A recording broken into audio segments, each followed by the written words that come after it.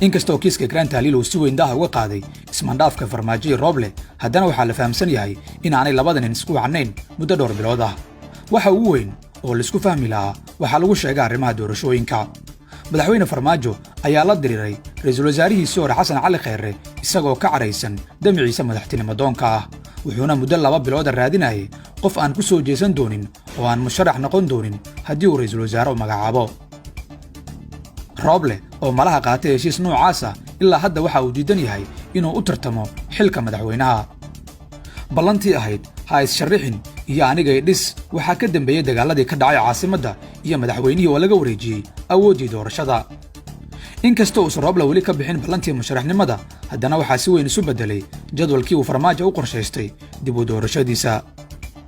Rooble uma muuqan waqti dheer nin raba inuu Farmaajo dakana u galo oo uu doorashada u boobo. tan iyo markii uu Rooble muujiyay inuu yahay siyaasi dhexda ka taagan loolanka doorashada, waxaa kor u soo kacday rajada dhinacyada kale. Farmaajo marna kuma qancin doorka Rooble oo albaabada ugu wada furay tartamayaasha. waxay ahayd sunno soo jireena inuu mar walba madaxweynaha xilka haya gacan weyn ku yeesho doorashada, laakiin hadda waxaan daawanaynaa mid taas ka duwan. Rooble waxaan si aan rasmi ahayn loogu arkayay inuu daacad u yahay Farmaajo oo uu isaga dhisi doono. xitaa Farmaajo waa si aamini karay arrintaas, laakiin wixii ka dambeeyay wadahadaladii uu Rooble la furay Sacuudiga, Imaaraadka iyo Kenya, Farmaajo waxaa la sheegay inuu ka laab xirtay ra'iisul wasaare Maxamed Xuseen Rooble. wax walba ayaa sicirka isku shareeray markii uu dilaacay kiiska Ikraan Tahliil. hadda labada nin waxay kala fogaadeen masaafo aad u dheer. si walba oo hadda loo xaliyay khilaafkooda, waa adag tahay in Rooble lagu qanciyo inuu Farmaajo dhiso ama inuuba Farmaajo mar kale aamino inuu Rooble dhisi doono.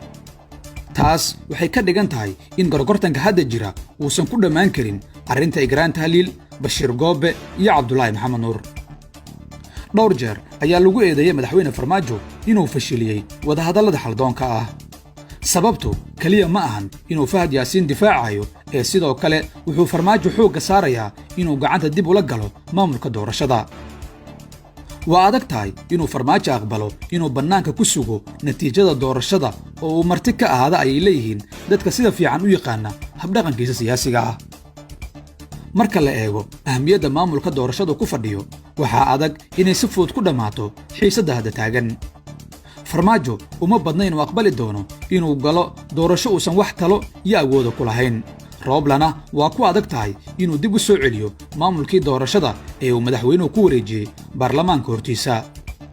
sidoo kale saamilayda kale ee siyaasadda ayaa iyagana la aaminsan yahay inay ka hor imaan doonaan in mar kale la bedelo habmaamulka doorashada. tani waxay ka dhigan tahay inaan si fudud loogu gudbi doonin xiisadda labada nin. kooxda madaxweyne Farmaajo waxay sheegayaan inay u sawiran tahay natiijo guuldarro ah haddii ay galaan doorasho uu Rooble maamulayo iyadoo la wada og yahay wixii dhex maray muddooyinkii la soo dhaafay. waxay aaminsan yihiin inay qasab tahay inay miiska maamulka doorashada dib ugu soo laabtaan. maxay kula tahay?